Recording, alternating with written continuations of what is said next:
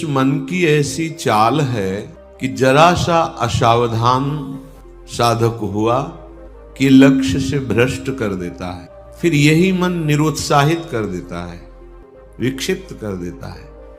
ब्रह्मचर्य रहने के लिए आज सावधान होना तो बहुत ही कठिन है, क्योंकि मोबाइल है।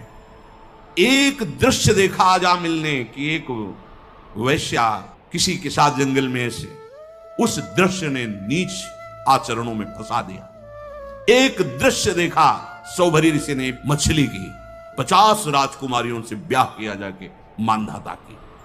दृश्य ही देखने मात्र से भ्रष्ट हो जाना होता है। फिर आप उसको तो सर्च करके, इच्छा करके देख रहे हैं। हाथ जोड़कर प्रार्थना है, इस आग से बचो। ये आग तुम्हारे सुकृतों का नाश करके, तुम्हारी जीवनी शक्ति का नाश करके तुम्हें ऐसे चिंता, शोक, ऐसे दुख में फंसा देगी, फिर नहीं निकल पाओ। गुरुदेव कृपा करके तुम्हें नाम दिए हैं, नाम जप में तुम्हारी प्रीति नहीं, इसलिए दुर्दशा है। तुम्हें कोई ब्रह्मचारी बना सके ऐसी कोई औषधि नहीं। एकमात्र मन को प्रभु में लगाकर नाम जप करो, और जो संयम बताया जा रहा है वैसा करो।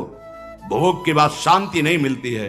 कुछ क्षण के लिए वो कामना का भोग किया इसलिए शांत लगता है, फिर उसके बाद जो उसकी तृष्णा पैदा होगी, वो तांडव देख रहे हो उस तृष्णा का, पशुवत आचरण। ऐसे लोग कभी भजन नहीं करते।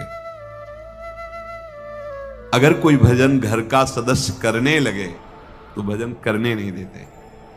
अगर ठाकुर सेवा विराजमान करे तो फेंक देते हैं। हमारे पास तो ऐसे कंठी पकड़ के तोड़ देते हैं, ठाकुर जी को उठाकर बाहर फेंक देते हैं, और कहा अगर ये सब यहां नाटक शुरू किया ना हमारे घर में तो समझ लेना। और जबरदस्ती अभक्ष पदार्थ परोसते हैं। बात बहुत कठिन है, बहुत कठिन है ऐसी जगह भजन कर पाना, क्योंकि इन दोषों से जो युक्त होता है भजन हो ही नहीं सकता, और वो भजन स्वीकार करने नहीं देंगे। भगवान के नाम में अपार सामर्थ्य है, आपका हृदय जलाएगा और इन दोषों को ऊपर निकालेगा। घबराना नहीं, वो नष्ट होने के लिए निकल रहे हैं। भगवदाश्रित होकर निरंतर नाम जप करो, सब ठीक हो जाएगा। जो भी गलत आचरण है, गलत चिंतन है, ये सब सुधर जाएगा। जब वो ब्रह्मचर्य से भगवत प्राप्ति की इच्छा करके चित्त से निरंतर मेरा चिंतन करता है तो इंद्रियां शांत हो जाती हैं। इंद्रियों के संपूर्ण द्वारों को रोक दिया। आंखें खुली है या बंद, केवल नाम दिखाई दे रहा है या मंत्र दिखाई दे रहा है, या मंत्र अधिष्ठात्र देवता श्यामा श्याम दिखाई दे रहा। इंद्रियों के संपूर्ण द्वारों को रोक लिया। बड़ा कठिन है, देख लो। फिर मन को हृदय में निरुद्ध कर दिया। हृदय के सिवा मन जा ही नहीं, कोई वस्तु, व्यक्ति, स्थान का कोई चिंतन नहीं। प्राणों को सूक्ष्म करके मस्तक पर चढ़ा लिया, और फिर इस समय मेरा स्मरण करते हुए वो जब शरीर छोड़ता है तो सीधे परम गति को प्राप्त। लेकिन ये मन इसी के कथनानुसार चले तो इसी ने भ्रष्ट कर दिया।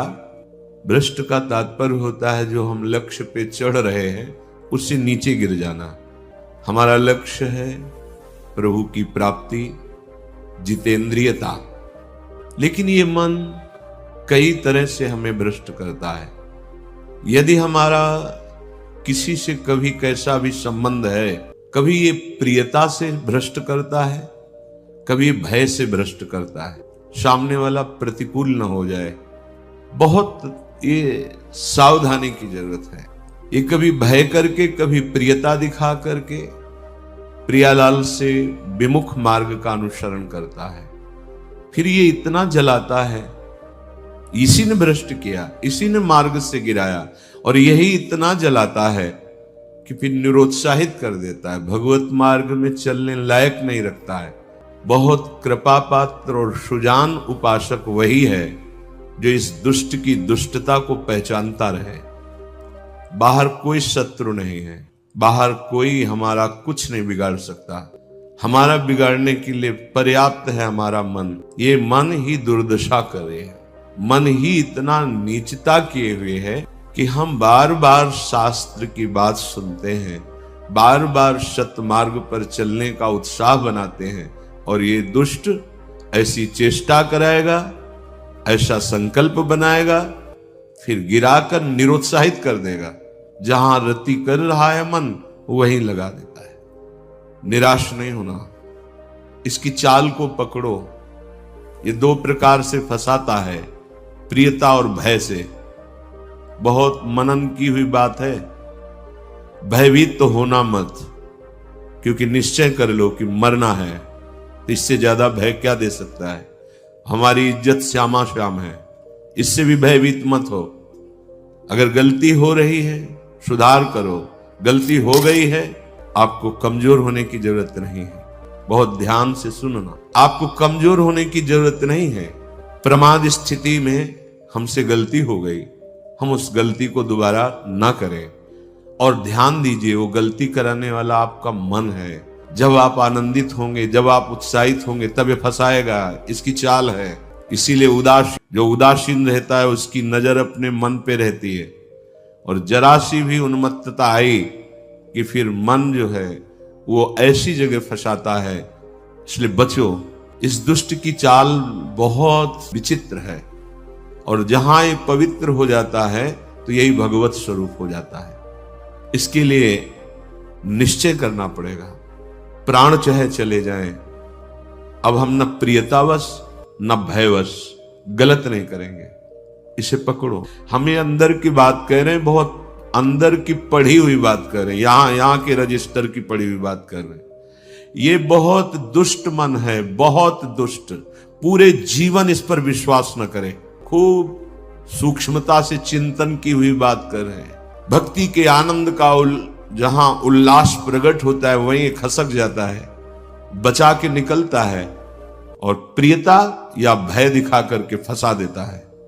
मत भयभीत होना, इससे बिगाड़ तुझे जो कुछ बिगाड़ना है। जो कुछ अब हो, अब गलत नहीं करेंगे। भयभीत मत होना। इतना बहिर्मुख हो चुका है उपासक कि वो पकड़ ही नहीं पाता है अपने अंदर की कमी को। वो अंदर ही अंदर वो खोखला करके, निराश करके बस केवल जीने में लगा देता है। खाया पिया सोया खेला कूदा, समय कट रहा है, बढ़िया है।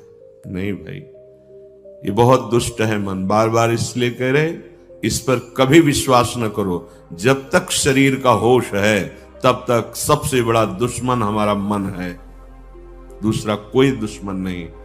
इस दुश्मन को देखते रहिए। ये 5 ज्ञानेंद्रियों को साथ लेकर हर समय हमारे पतन का प्लान करता रहता है, पतन का संकल्प बनाता रहता है। ये बहुत नीच उतर गया है। इसे उच्च चढ़ाने के लिए जो नाम, जो मंत्र, जो आश्रय है, उसको इस कोटि से लेना होगा कि यदि आप प्रसन्न नहीं हुई लाडली जी, तो भयानक पीड़ा और कष्ट सहते हुए जानबूझकर हम अपना शरीर यहां छोड़ देंगे आपके धाम में, पर आपके विपरीत आचरण नहीं करेंगे।